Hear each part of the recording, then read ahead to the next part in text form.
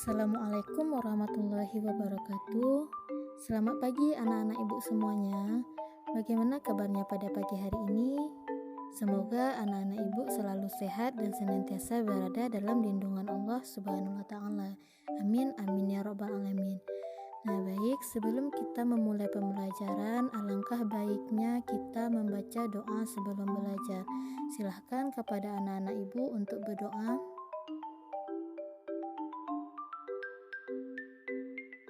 Alhamdulillahirrabbilalamin. Mudah-mudahan dengan diawali dengan membaca doa, Allah Subhanahu wa taala memudahkan kita dalam menuntut ilmu pada pagi hari ini dan dimudahkan dalam memahami materi yang akan ibu sampaikan nantinya. Baik anak-anak ibu, selamat berjumpa kembali dalam pembelajaran daring bersama ibu ya. Karena kondisi kita pada saat ini belum membaik dikarenakan adanya wabah COVID-19 ini, jangan menyurutkan semangat anak-anak ibu untuk terus belajar dengan rajin dan giat.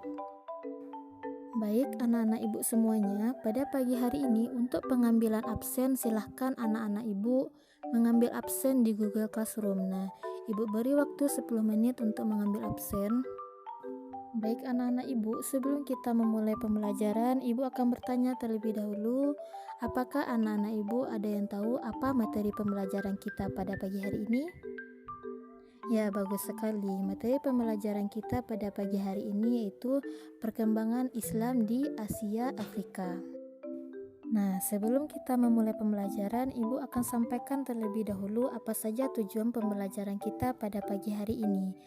Nah, tujuan pembelajaran kita pada pagi hari ini yaitu siswa mampu menjelaskan perkembangan Islam di Asia Afrika, khususnya di negara Taiwan dan Jepang.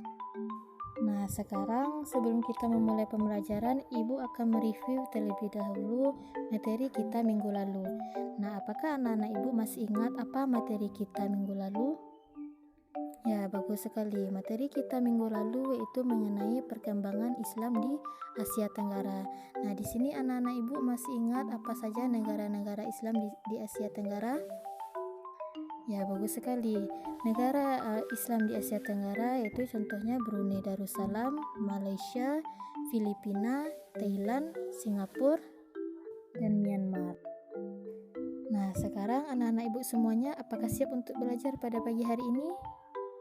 Nah, jika anak-anak ibu siap untuk belajar pada pagi hari ini, nanti ketika ibu menjelaskan, tolong diperhatikan ibu menjelaskan, kemudian catat hal-hal penting yang ibu jelaskan nantinya.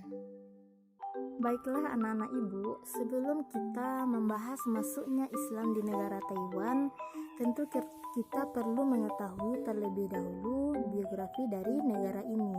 Nah, sekarang ibu akan menjelaskan mengenai biografi negara Taiwan. Nah, tolong anak-anak ibu disimak dan dengarkan ibu menjelaskan ya semuanya.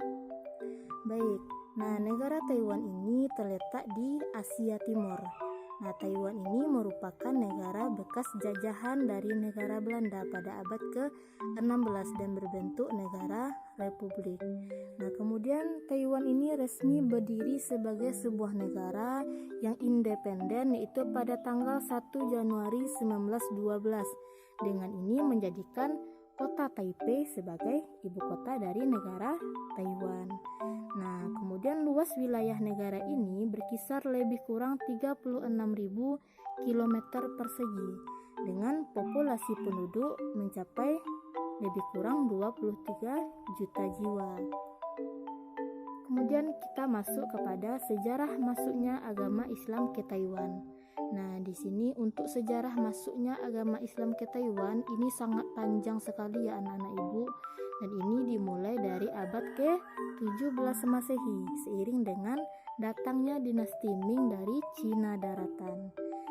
Nah, pada abad ke-17 ini suku Hui yang mayoritas penganutnya adalah agama Islam melakukan migrasi besar-besaran dari Cina Daratan menyeberangi menuju negara Taiwan. Nah, dinasti Ming pada saat itu mengirimkan tentaranya yang kebanyakan adalah beragama Islam untuk mengusir penjajahan Portugis atas negara Taiwan. Nah, mereka membuat masjid di desa Taisi namanya dan desa Danshui. Namun sekarang sayangnya masjid tersebut sudah tidak ada lagi. Kemudian sebagian besar orang muslim yang ada di Taiwan sekarang ini adalah pendatang yang tinggal sejak tahun 1949. Nah, meskipun begitu, selama 10 tahun sejak kedatangannya, tidak ada seorang pun yang mendirikan masjid. Nah, ini kemudian di negara Taiwan ini terdapat 2 masjid besar. Nah, anak-anak ibu ada yang tahu nama dari masjid besar yang ada di Taiwan ini? Nah, bagus sekali anak-anak ibu. Di Taiwan ini ada 2 masjid besar yang bernama yaitu Taipei Grand Mosque dan Taipei Cultural Mosque. Nah, kedua masjid tersebut setiap hari Jumat mengadakan sholat Jumat dengan menggunakan 2 bahasa. Nah, anak-anak ibu ada yang tahu bahasa apa saja yang digunakan? Ya, bagus. Ketika setiap hari Jumat, kedua masjid tersebut mengadakan sholat Jumat dengan menggunakan 2 khutbah dengan 2 bahasa, yaitu bahasa Cina dan bahasa Arab. Selanjutnya yaitu populasi penduduk Taiwan sekitar 35% adalah penduduk beragama Buddha. Kemudian 33% beragama Tao, sementara 3,9% adalah beragama Kristen. Nah, kemudian jumlah muslim di Taiwan kebanyakan adalah berasal dari pendatang yang bukan asli dari Cina. Nah, ada kemarin itu mengutip data dari situs nihao.indo.com menyatakan bahwa Taiwan secara resmi mendata ada sekitar lebih kurang 60.000 muslim asli adalah penduduk Taiwan.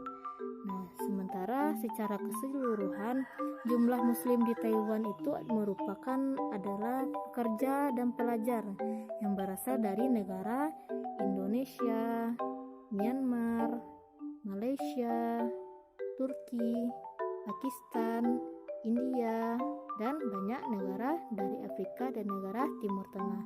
Dan ini berjumlah sekitar 254.000 di tahun 2015. Nah, oleh karena itu sangat jarang ya kita temukan orang Taiwan itu yang berpenampilan seperti seorang muslim pada umumnya, seperti merawat jenggot dan mengenakan jilbab. Sangat jarang kita temui muslim Taiwan yang pada seperti itu. Kemudian jumlah penduduk asli Taiwan yang beragama Islam itu kurang lebih 0,2% dari keseluruhan jumlah warga yang beragama Islam di wilayah negara tersebut. Nah, sampai di sini bisa dipahami. Nah, jika anak-anak ibu ada pertanyaan, silakan berikan pertanyaannya di Google Classroom. Nanti ibu akan menjawab pertanyaan dari anak-anak ibu. Nah, selanjutnya kita akan masuk kepada pembahasan yang kedua, yaitu mengenai sejarah masuknya Islam di negara Jepang.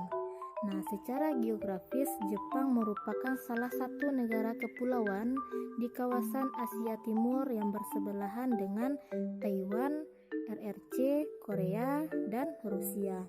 Nah, luas wilayah negara Jepang ini sekitar 377 km persegi dengan jumlah penduduk mencapai 128 juta jiwa. Kemudian Jepang ini adalah negara kesatuan berbentuk monarki parlementer yang dimana dipimpin oleh seorang kaisar dan perdana menteri. Kemudian bagaimana sejarah masuknya agama Islam ke Jepang? Nah, masuknya agama Islam ke Jepang itu sekitar tahun 1877 dan hampir bersamaan dengan datangnya agama Kristen yang dibawa oleh imperialisme Barat. Kemudian titik perkembangan Islam di Jepang adalah pada tahun 1890. Pada saat itu sebuah kapal laut milik kerajaan Turki Ottoman singgah di negara Jepang dalam rangka menjalin hubungan diplomatik. Nah, dari sinilah warga Jepang jadi lebih mengenal Islam secara kebudayaannya secara mendalam. Akan tetapi dalam perjalanannya, ketika perjalanan pulang, kapal yang bernama Entragul ini karam di tengah lautan. Adapun orang Jepang yang pertama yang memeluk agama Islam adalah, ada yang tahu siapa nama orang Jepang pertama yang memeluk agama Islam? Ya, bagus sekali, yaitu Mitsutaro Takaoka, yaitu pada tahun 1909. Nah, dia lantas mengganti namanya menjadi Omar Yamaoka setelah melaksanakan ibadah haji. Namun, penelitian lain menyebutkan bahwasannya orang Jepang yang bernama Torajiro Yamada berkemungkinan merupakan pemeluk agama Islam pertama di sana yang pernah juga berkunjung ke negara Turki. Sedangkan menurut Profesor Tanada, Islam itu masuk ke Jepang itu sekitar awal tahun 1920. Nah, ketika ratusan Muslim Turki berimigrasi dari Rusia setelah terjadinya Revolusi Rusia, yaitu pada tahun 1917. Nah, pada akhir 1930-an ada sekitar kurang lebih 1.000 Muslim dari berbagai asal-usul kata dari Tanada ini. Nah, kemudian gelombang berikutnya datang pada tahun 1980-an.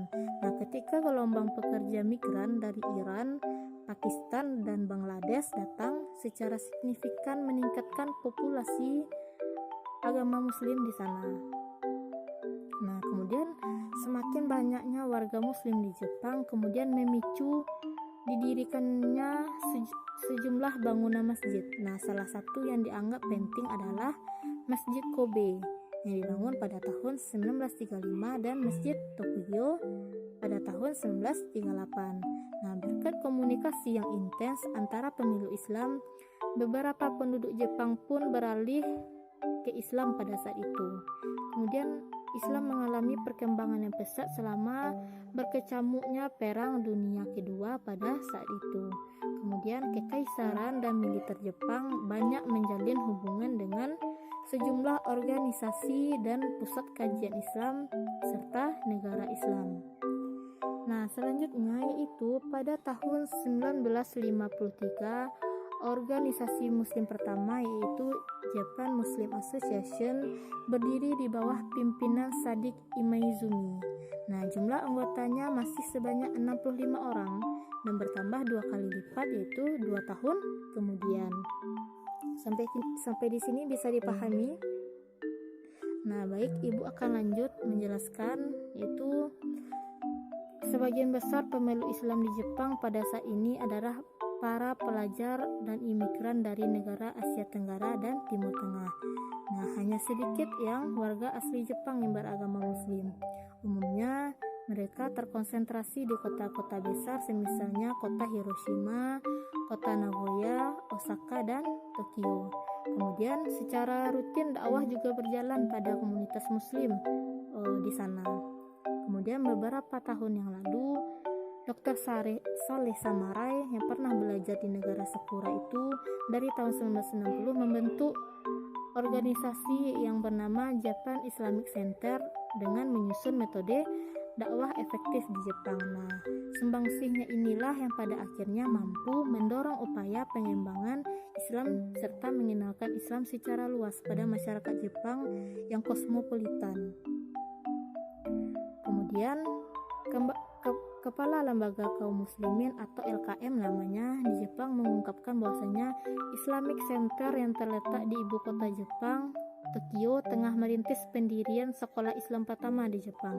Nah, ia menambahkan sebagian data statistik menunjukkan dalam sehari sekitar lebih kurang 10 warga negara Jepang masuk Islam. Nah, sampai di sini bisa dipahami?